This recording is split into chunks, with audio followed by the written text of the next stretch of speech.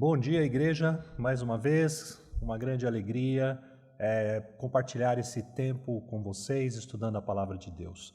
Queremos dar continuidade ao assunto que temos iniciado 2 semanas atrás. A ideia é concluir hoje o assunto e trazer os pontos que ainda restam nesse estudo. Que Deus realmente abençoe a vida de cada um, espero que Deus esteja trabalhando no seu coração, assim como está trabalhando no meu. Geralmente quem prepara o material acaba sendo beneficiado, porque acaba estudando mais ainda os princípios, mas realmente espero que você esteja aproveitando esse estudo, refletindo sobre a sua própria vida, sobre a vida dentro do seu lar e entendendo os princípios de Deus que Deus tem para as nossas vidas dentro do lar. Ainda que você esteja enfrentando dificuldades, é possível reverter a situação. É possível na medida que a gente consiga entender tanto os princípios de Deus para as nossas vidas, assim como a gente perceba que nós temos recursos para isso. Nós temos o Espírito de Deus que habita em nós e na medida que a gente desenvolva esse relacionamento com Deus e busque a vontade de Deus para as nossas vidas, Ele vai trabalhar nas nossas vidas. E situações que às vezes parecem totalmente fora do controle, elas podem ser revertidas. Nos dói o coração, perceber lares sendo desfeitos, sendo destruídos, porque não estão colocando em prática os princípios da palavra de Deus. Não tem necessidade de acontecer isso. Então, realmente a ideia é que você faça essa reflexão, que você tenha um tempo de avaliação e faça mudanças, sem pensar que isso possa ser difícil na sua vida. Faça essas mudanças. Quando a gente entende o plano de Deus para as nossas vidas, esse Deus perfeito, maravilhoso, Criador, Salvador, o que Ele fez e qual é o plano dEle para as nossas vidas, para as nossas famílias, então a gente pode realmente fazer as mudanças para que o nosso relacionamento reflita o relacionamento perfeito da Trindade. E também, como a gente vai ver hoje, a gente possa proclamar o Evangelho ao mundo através dos nossos relacionamentos. Muito bem, fazendo uma pequena revisão do que já foi visto de forma bastante rápida, eu não quero me estender para poder sobrar mais tempo para falar do terceiro ponto, mas na primeira semana nós falamos que Deus planejou o casamento no ato da criação e vimos isso com base no texto de Gênesis, capítulo 1, versículos 26 a 28 e também o versículo 31. E, resumidamente, que o casamento não é uma invenção do homem, ele é uma invenção, é uma instituição de Deus, foi criado por Deus, e de maneira que a gente possa, com um relacionamento de harmonia dentro do lar, de amor, de graça, a gente reflita para as pessoas aquele mesmo relacionamento da Trindade. Por isso fomos feitos à imagem e semelhança de Deus. Então nós vimos também que o casamento não é uma conveniência social, ele deve ser entre um homem e uma mulher, e ele é abençoado por Deus. Isso foi visto na primeira semana. Na segunda semana, nós percebemos que o casamento, Deus planejou o casamento para completar o homem. Então nós usamos mais o texto de Gênesis 2 e também uma parte do Novo Testamento, especificamente 1 Coríntios, e vimos que o casamento supre a questão do companheirismo. Completa o homem com relação ao companheirismo. Completa o homem também com relação a deixar pai e mãe, não somente no aspecto geográfico, mas também no aspecto emocional, no aspecto de complemento, de fato, complemento mútuo, que a gente possa deixar geograficamente se unir com a sua esposa, com o seu marido, e formando os dois uma só carne. Então isso completa o homem, a gente juntos podemos demonstrar o amor que Deus quer que a gente demonstre ao mundo através do nosso relacionamento. E também nós vimos que facilita, ele complementa o homem com relação à parte sexual, à parte física, vai satisfazer o cônjuge para que a gente esteja fortalecido nos nossos relacionamentos externos. Isso foi, de forma bastante resumida, o que nós vimos nas 2 primeiras semanas. Hoje nós vamos entrar no ponto número 3, que fala sobre que o casamento bíblico deve proclamar o Evangelho ao mundo. Nós vamos usar mais o texto de Efésios, capítulo 5, que já estou mostrando para vocês aí no slide. E vamos perceber que quando a gente cumpre o que nós devemos fazer dentro do casamento e dentro do lar, nós vamos refletir o relacionamento de entrega de Jesus para com a sua igreja. E eu gostaria de ler com vocês, como já está projetado aí, esses 3 versículos de Efésios, só destaquei os 3 últimos versículos da passagem, porque eu gostaria de fazer uma reflexão baseada nesses 3 versículos. Com base neles, a gente vai explorar um pouquinho mais o texto como um todo. Mas diz assim, Efésios 5, versículos 31 a 33. Eis porque o homem deixará o seu pai e a sua mãe e se unirá à sua mulher, tornando-se os dois uma só carne. Versículo 32 diz, grande é este mistério, mas eu me refiro a Cristo e à igreja. No entanto, também, quanto a vocês, que cada um ame a sua esposa como a si mesmo, e que a esposa respeite o seu marido. Gostaria de fazer uma oração neste momento para que a gente dê continuidade ao estudo. Oremos. Deus amado, nós queremos pedir a sua direção neste momento para estudar a Tua palavra, que o Teu Santo Espírito realmente nos abençoe. Abra o meu coração, abra o coração de todos esses que estão acompanhando agora ou mesmo no momento futuro. Que o Senhor realmente, Pai, nos ajude a identificar a Tua vontade para as nossas vidas e não só isso, mas ter a ousadia de fazer as mudanças necessárias para que honre e glorifique Teu Filho Jesus Cristo nas nossas vidas. Em nome de Jesus. Amém. Muito bem, então nós vimos aí a parte final de um texto que começou lá no versículo 22, onde Paulo nos ensina que o relacionamento entre marido e mulher tem uma ligação fortíssima com Cristo e a igreja. Ele liga o amor incondicional de Cristo pela igreja ao retrato do relacionamento de entrega que homem e mulher devem demonstrar dentro do lar. Então, um texto bastante conhecido, que começa lá no versículo 22, e ele vai ligar o relacionamento entre esposo e esposa, entre marido e mulher, com o relacionamento de Cristo com a igreja. E a gente sabe, desde já falando, que o relacionamento de Cristo com a igreja foi um relacionamento de amor perfeito, de entrega, um relacionamento de submissão à vontade do Pai, e isso deve ser refletido dentro dos nossos lares. Quando chega nos 3 versículos finais, que são esses que estão aí projetados, a gente percebe que, se lidos sem contextualizar, se nós lemos os 3 versículos separadamente, sem um contexto, nós vamos perceber que parecem 3 frases soltas. Eles não fazem, nem parece que tem muita ligação um com o outro, mas de fato é o fechamento de uma passagem maravilhosa que nós vamos ter o privilégio de olhar um pouquinho para ela neste momento. Primeiro, no versículo 31, Paulo ele cita o que está escrito lá em Gênesis, capítulo 2, versículo 24, e neste momento ele está vinculando o que ele está falando ao que foi relatado lá no ato da criação. Então ele fala, eis porque o homem deixará o seu pai e sua mãe, e se unirá à sua mulher, tornando os dois uma só carne. Então ele já começa a fazer esse vínculo, e como esse estudo que a gente vem fazendo, ele vem mostrando o original desde a criação, para que a gente volte e analise a nossa vida, especialmente o nosso relacionamento conjugal, à luz do original, do que Deus ele colocou originalmente para o homem e para a mulher e para a instituição chamada casamento. E aqui Paulo, quando ele vem falando do amor do homem pela mulher, a exemplo de Cristo, da submissão da mulher ao homem, a exemplo de Cristo, tudo a exemplo do relacionamento de Cristo com a igreja, ele chega no versículo 31, ele faz esse vínculo e ele fala, eis por quê.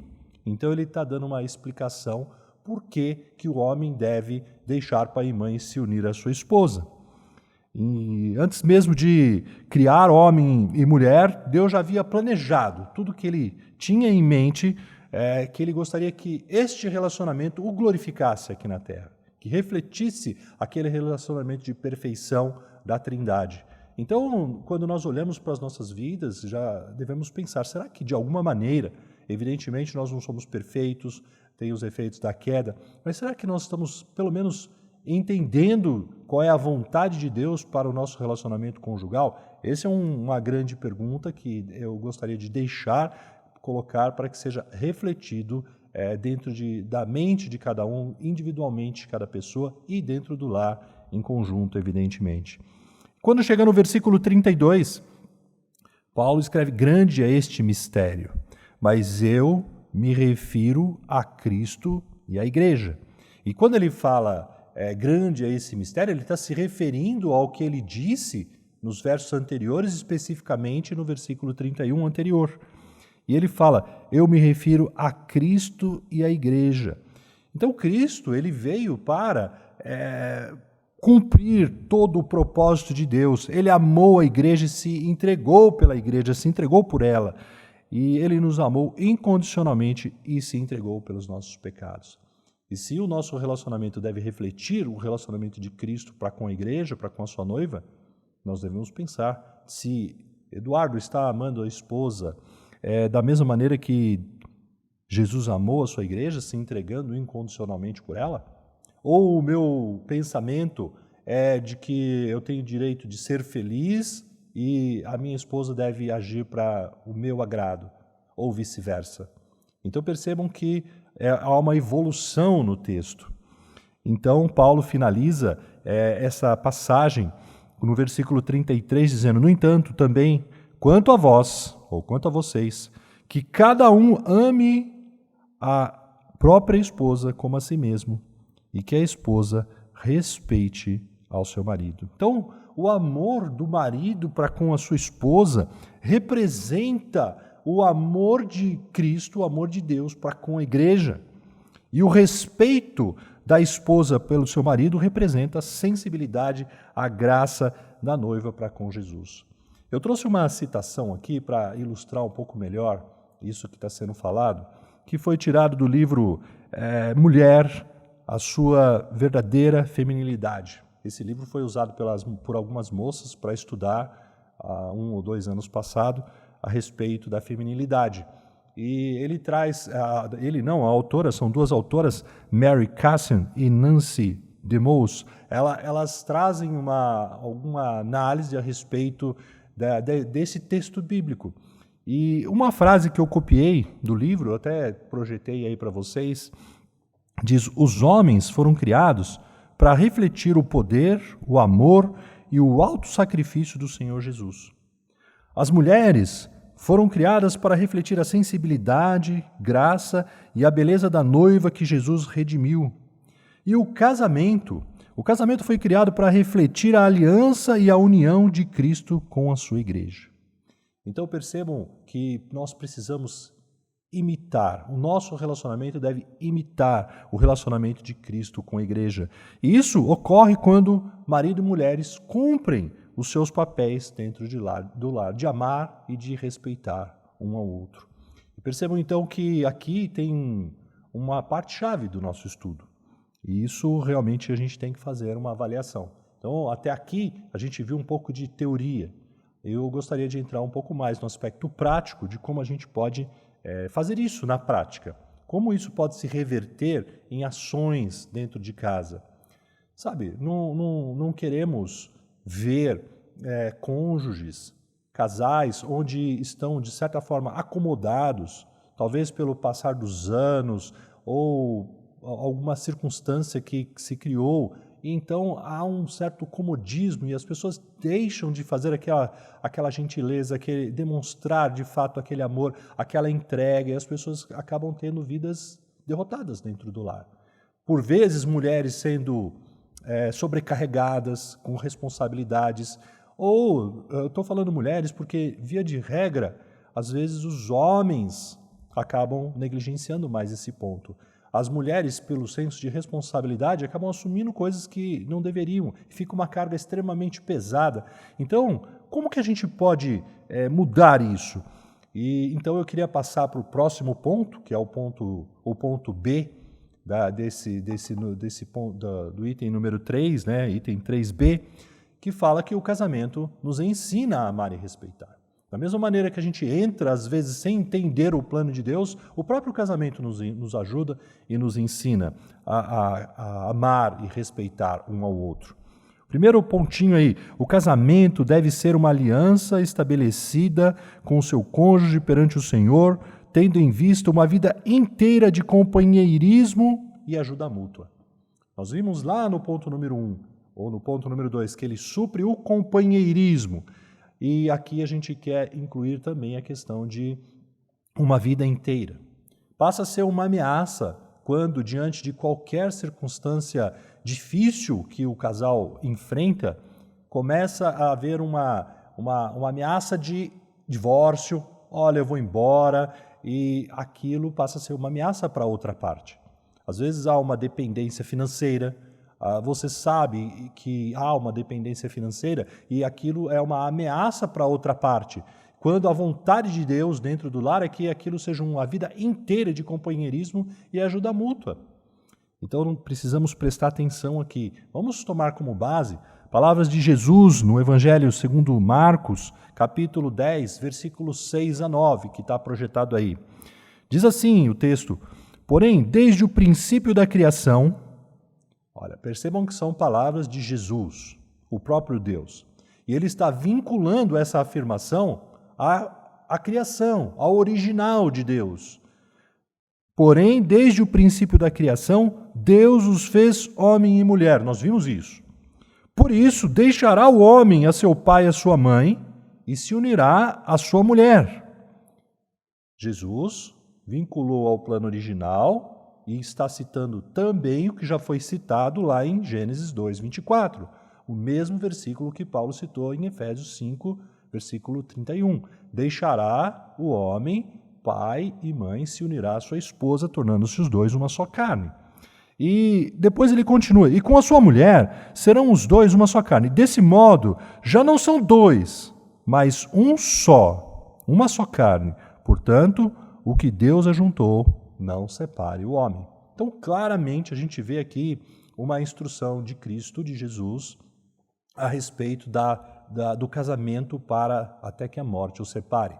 A vontade original de Deus, o plano de Deus, é que não haja separação. E quando Jesus falou essas palavras, ele estava respondendo a perguntas em forma de teste para tentar colocar algo para ele, uma dificuldade na explicação, os fariseus questionando a respeito do divórcio.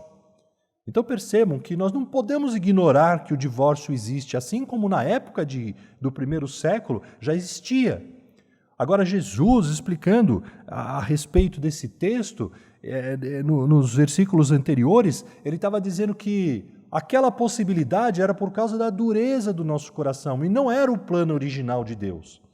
E a palavra de Deus, ela nunca mudou, ela não está mudando e nunca vai mudar. Ela continua sendo exatamente a mesma.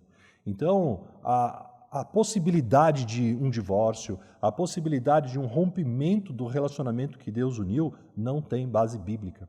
Nós temos que quebrantar o nosso coração, quebrar o nosso orgulho, identificar aonde é que nós estamos nos afastando do plano original de Deus e nós precisamos fazer as mudanças. Não é a vontade de Deus que haja um rompimento. O plano original de Deus é que o casamento seja uma aliança indissolúvel, assim como o relacionamento da Trindade o é. É um relacionamento que não se rompe, ele é para sempre. Então nós temos visto, de fato, muitas famílias se dissolvendo, até mesmo crentes se separando, e é assustador a gente ver isso. Cada vez maior o número de pessoas, e a gente pode tirar duas conclusões. Ou não entenderam o propósito de Deus para o casamento, ou estão com os corações extremamente endurecidos. Não é porque a circunstância é insuportável, é porque nós estamos nos distanciando das instruções de Deus para as nossas vidas. Meus amados irmãos, seja lá qual for o problema na sua vida, seja na área de relacionamento conjugal ou qualquer outro problema que você esteja enfrentando, é possível você resolver biblicamente? Claro que eu estou falando de problemas espirituais. É possível você resolver biblicamente, mas o ponto número 1, o passo inicial, é a minha decisão pessoal de agradar a Deus. Se eu não tomar uma decisão pessoal de agradar a Deus, então aquilo vai se tratar apenas força de vontade da minha parte, vai se tornar insuportável. Mas nós somos cristãos, nós somos crentes, nós temos o Espírito de Deus habitando em nós, a graça de Deus ela está presente nas nossas vidas e Deus vai te capacitar, inclusive, para mudar a sua maneira de pensar, mudar a sua maneira de falar e de agir, de maneira que você passe a gostar da vontade de Deus na sua vida. E você vai ter uma nova visão a respeito do relacionamento, especialmente falando agora do relacionamento conjugal.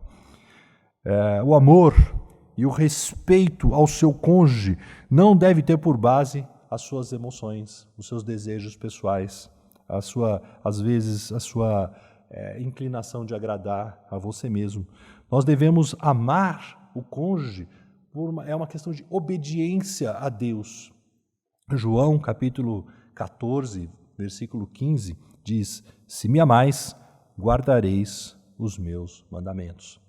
Então, se nós amamos a Deus, e nós amamos a Deus, e nós não precisamos provar o nosso amor a Deus, porém, nós vamos torná-lo evidente na medida que a gente ame o próximo. E o próximo mais próximo é o nosso cônjuge. Então, nós fazemos isso em obediência à palavra de Deus. É uma resposta ao amor que Deus tem por você. Mais um versículo, eu não fiz um slide, mas eu tenho aqui na minha anotação, 1 João, capítulo 4, versículos 10 e 11, diz o seguinte: nisto consiste o amor, não em que nós tenhamos amado a Deus, mas em que Ele nos amou e enviou o Seu Filho como propiciação pelos nossos pecados. Amados, se Deus de tal maneira nos amou, devemos nós também amar uns aos outros. Então é uma orientação clara de que o nosso amor uns para com os outros é uma resposta ao amor de Deus que Ele já teve por nós, o amor que Deus já teve por nós. Fica bem claro isso, e especialmente dentro do relacionamento conjugal. Agora, percebam que não é uma questão de emoção, não é uma questão de sentimento. O amor é uma decisão de entrega, é uma decisão pessoal sua de fazer para outra pessoa aquilo que você gostaria que fosse feito para você também. Isso Jesus deixa claro em Mateus capítulo 7, versículo 12, também, se eu não me engano, em Lucas 6, 31 ou 32, fala também a mesma coisa. É a maneira, você demonstra amor para com a outra pessoa quando você faz para ela aquilo que você gostaria de fazer para você mesmo. E você não é hipócrita ao amar a pessoa mesmo sem ter vontade de fazê-lo.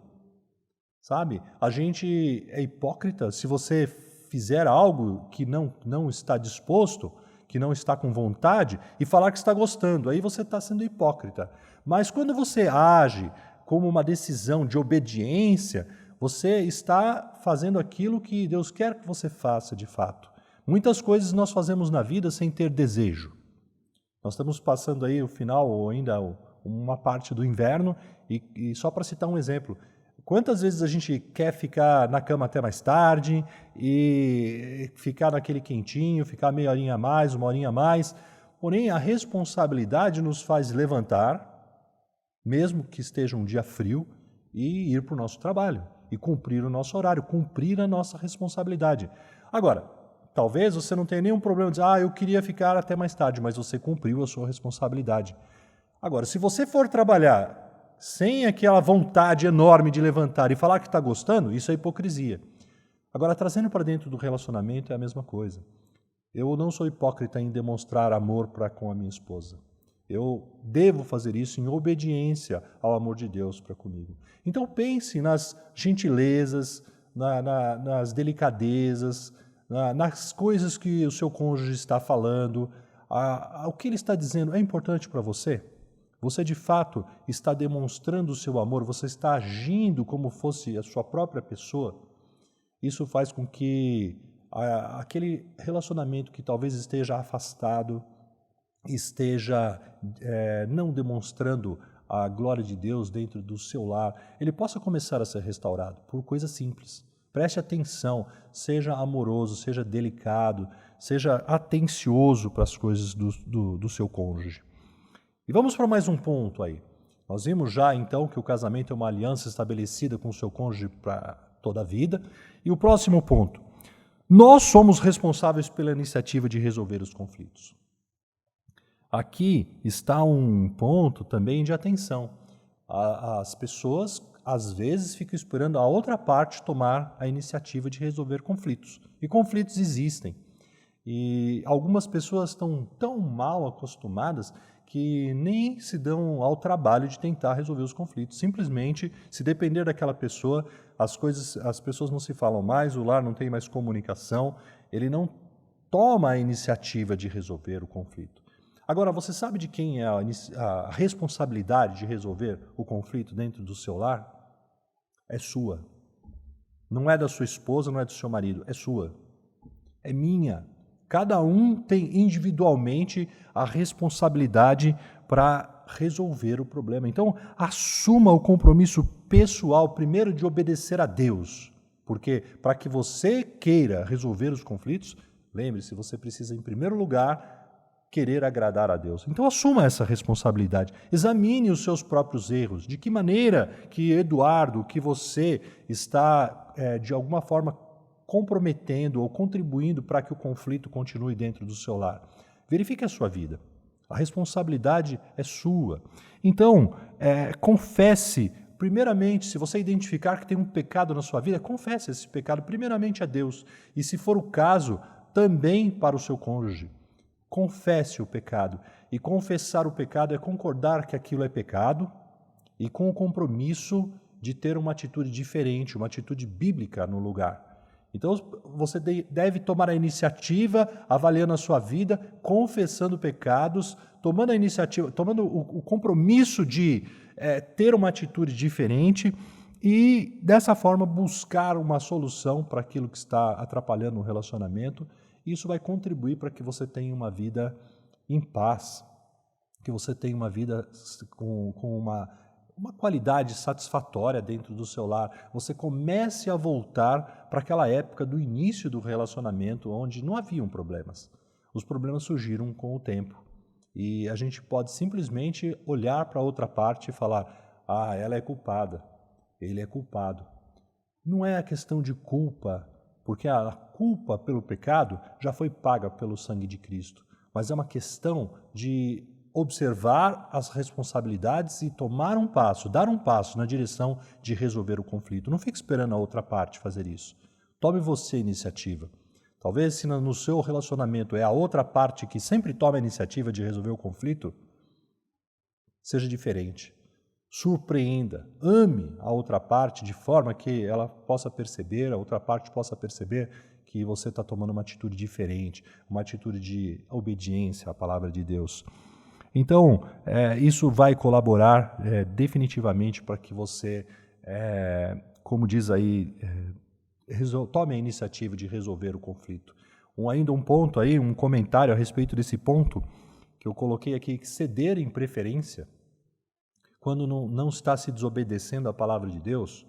Às vezes uma das partes está desobedecendo flagrantemente à palavra de Deus, e nós não podemos desobedecer à palavra de Deus. Mas às vezes é um desacordo ali que não está de maneira nenhuma desrespeitando a palavra de Deus. Você vai tomar uma atitude, uma decisão de onde vai passar as férias, onde você vai fazer o investimento, se você vai trocar o carro, se você vai comprar um eletrodoméstico, ou algum tipo de decisão que, qualquer decisão que seja tomada, ela é correta. Mas existem questões de preferência. E ceder em preferência ou opinião é ser amável. E tem pessoas que não percebem, então ela nunca cede em preferência e em opinião, ela não está sendo amável. Romanos capítulo 12, versículo 10 diz: amai-vos cordialmente uns aos outros com amor fraternal, preferindo-vos em honra uns aos outros. Então percebam que a gente pode ceder em preferência. E isso vai facilitar também para que as coisas, os conflitos, aquilo que está prejudicando o bom ambiente, vá melhorar. Indo mais ainda, um pouco mais para frente. Não tente manipular o seu cônjuge. Ah, mas Eduardo, agora você está me ofendendo. Olha, irmãos, Não sei se estou ofendendo, eu estou apenas levantando pontos que a gente precisa ter atenção dentro do lar. O texto, eu acho que eu coloquei, sim, coloquei aqui. O texto que eu queria me apoiar para comentar essa parte de não manipular o seu cônjuge, está em Romanos também, capítulo 12, mais os versículos 20 e 21, que diz o seguinte: pelo contrário, se o teu inimigo tiver fome, dá-lhe de comer. O seu cônjuge não é teu inimigo. E a orientação bíblica é que você deve demonstrar amor, inclusive pelo inimigo. Tá? Então, se o teu inimigo tiver fome, dá-lhe de comer. Se tiver sede, dá-lhe de beber. Porque fazendo isso, amontoarás brasas vivas sobre a sua cabeça. Não te deixe vencer do mal, mas vence o mal com o bem. Então percebam que nessa circunstância que foi escrito esse texto, uma das explicações para essa parte que está dita, amontoarás brasas vivas sobre a sua cabeça.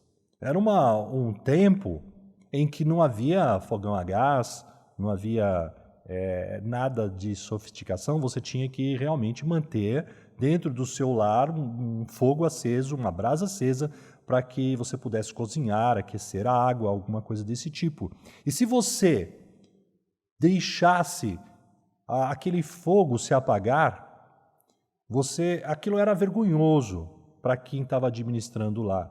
Então, como que você fazia para reacender aquele fogo? Você tinha que colocar um recipiente na sua cabeça e sair buscando brasas vivas em outros lares para que você pudesse reacender o seu fogo, a sua brasa.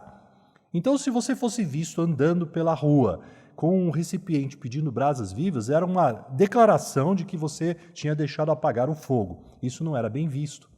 E a orientação de Paulo é que se o teu inimigo tiver fome, dá-lhe de comer, se tiver sede, dá-lhe de beber, porque fazendo isso, amontoarás brasas vivas sobre a cabeça. Então você está abençoando aquela pessoa, dando o que ela precisa.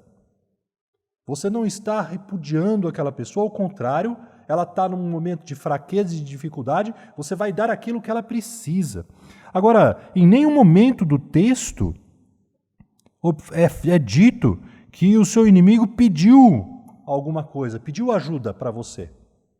Não é dito. E a orientação é que você dê, e você dê não pouco, mas dê muitas brasas para que a pessoa seja muito abençoada. Talvez dentro do nosso relacionamento, o nosso cônjuge esteja precisando brasas vivas, esteja precisando ser abençoado ou abençoada. E não necessariamente a pessoa tem que pedir para você.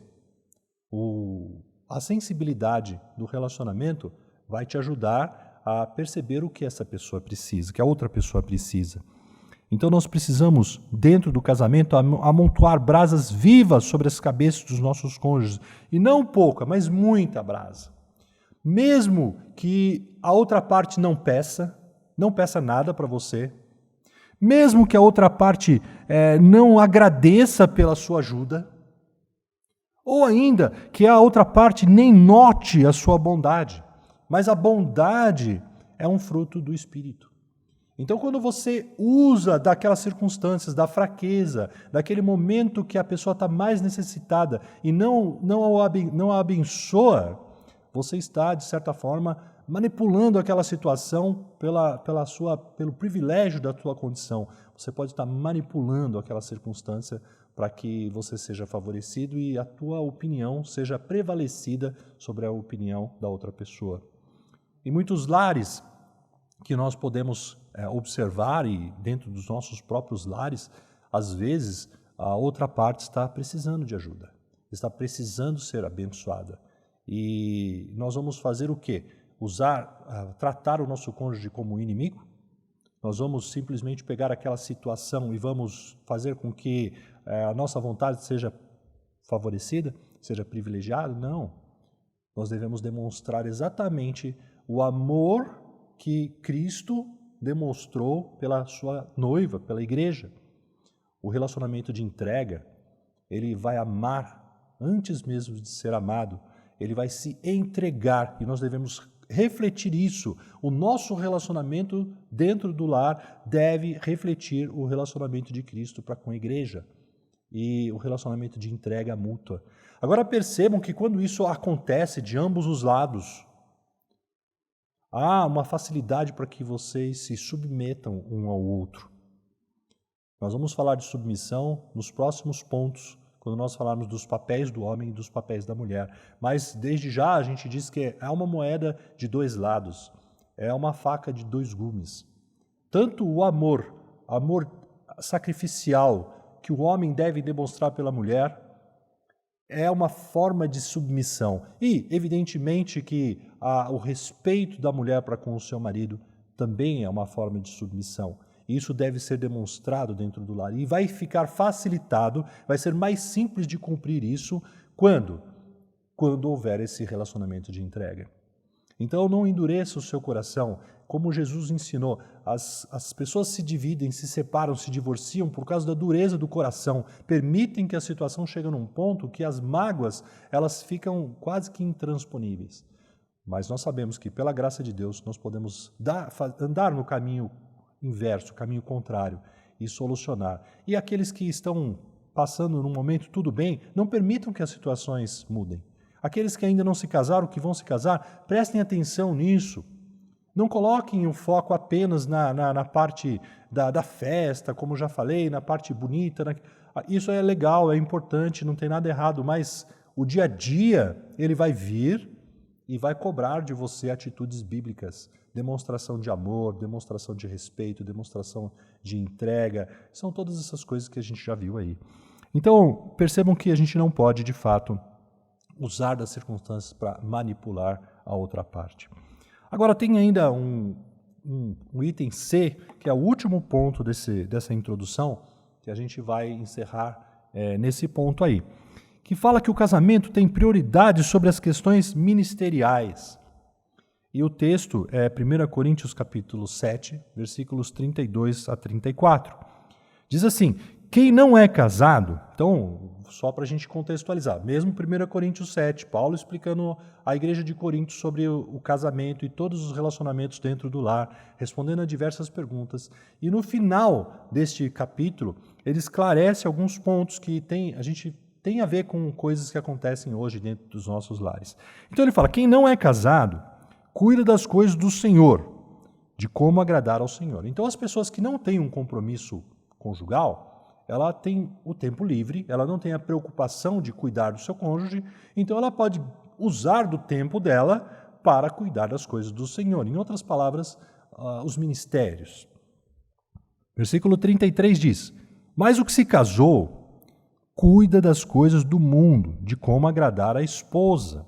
E o 34, e assim está dividido.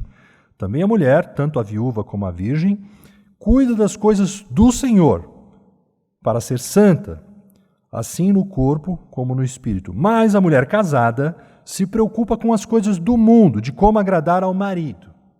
Então percebam que aqui nós temos uma orientação e às vezes surgem muitas perguntas que são muito pertinentes. Eu tenho um casamento misto, uma parte é convertida, é cristã, a outra parte não é. Como é que fica? Eu devo obedecer ou devo me submeter à outra parte ou não? Então, percebam, claro que nós não estamos falando de desrespeito às orientações bíblicas, estamos falando do dia a dia, do normal. E a orientação clara que Paulo deixou para essa igreja, para a igreja de Corinto, que é a orientação que deixou para nós também, é que as pessoas casadas prioritariamente devem cuidar do seu lar. O marido cuida da esposa, a esposa cuida do marido. Então, se o seu ministério de alguma maneira está atrapalhando o seu relacionamento conjugal, você deve rever isso. Eu posso citar um exemplo pessoal. Assim que me converti, buscamos os primeiros meses de casamento, do relacionamento depois da conversão. Nós estávamos naquela empolgação da conversão e os problemas parece que desapareceram. Só que nessa ocasião já éramos casados há aproximadamente 6 ou 7 anos, ou pouco menos que isso, talvez 5 anos. Acontece que depois de um tempo envolvidos já em ministérios, os problemas que aconteciam antes da conversão dentro do lar, eles continuavam. E haviam problemas conjugais no meu casamento. E por exatamente orientação daqui da própria Igreja Batista Esperança, no aconselhamento bíblico, nós recebemos orientação de que nós tínhamos que reduzir a nossa exposição com relação a ministérios e prestar mais atenção, usar mais o seu tempo para suprir as necessidades dentro do lar. Então percebam que naquele momento foi necessário abrir mão de alguma parte do ministério que nós estávamos desejosos de fazer para prestar atenção no relacionamento dentro do lar. Não tem erro, não tem problema você fazer isso, mas se uma mulher tem um marido incrédulo e ele evidentemente não tem desejo de vir para a igreja, prioritariamente ela deve suprir as necessidades dentro do seu lar e vir ao culto e participar das demais atividades na medida em que isso não traga um problema dentro do seu lar, porque originalmente Deus quer que o seu relacionamento dentro do lar reflita o relacionamento da perfeição da Trindade. Então, como que você vai fazer isso se você está criando um problema adicional? Agora, veja, o tempo passou e os filhos cresceram, as necessidades mudaram, houve amadurecimento espiritual. Hoje a gente pode se dedicar mais à igreja, mesmo sendo casado. Mas, para aqueles que têm uma divisão aí, aqueles que têm esse problema, prestem atenção nessas palavras de Paulo e não que deixe de colocar o seu dom à disposição da igreja, mas procure fazer de forma madura, de forma sábia, para que não prejudique o seu relacionamento dentro do seu próprio lar. Então, esses versículos deixam bem claro que a maneira de agradar a Deus é cuidar prioritariamente do seu lar. É uma questão muito comum e delicada. Problemas são vistos nesta área aí. Já os solteiros e os viúvos, eles devem cuidar prioritariamente das coisas de Deus, inclusive como uma maneira de facilitar a santidade, como está escrito no versículo 34. Cuida das coisas do Senhor para ser santa, falando especificamente para as mulheres e para as virgens antes do casamento. Então, cuidem prioritariamente das coisas do Senhor. Isso facilitará a sua santidade, a sua permanência na santidade. Então percebam que essa orientação, ela vem realmente como uma orientação básica do casamento. Então, meus amados, aí já olhando para a parte da conclusão, e quando a gente vê a palavra conclusão, já fica feliz porque percebe que o estudo está acabando, né? O tempo está acabando. Então, como conclusão, primeira parte da conclusão, o casamento é projetado por Deus? Ou melhor, quando um casal, em meio às suas falhas, sofrimentos, provações, segue o plano de Deus para o casamento, grande alegria, satisfação e crescimento espiritual é vivenciado. Então, a questão é a obediência. A obediência vem, a gente começa a ter prazer nas coisas de Deus, eu desenvolvo o meu desejo de agradar a Deus em todas as coisas, isso vai refletir nas minhas decisões dentro do meu lar. E isso vai me fazer tomar decisões, ou as minhas atitudes não vão ser baseadas no meu desejo egocêntrico, mas primeiramente em respeito, em obediência à palavra de Deus. E isso vai fazer com que a consequência disso vai me trazer um bom relacionamento e o meu lar vai ser restabelecido, vai ter uma vida agradável, uma vida de satisfação, de alegria, e não uma vida derrotada. Você não precisa viver essa vida derrotada.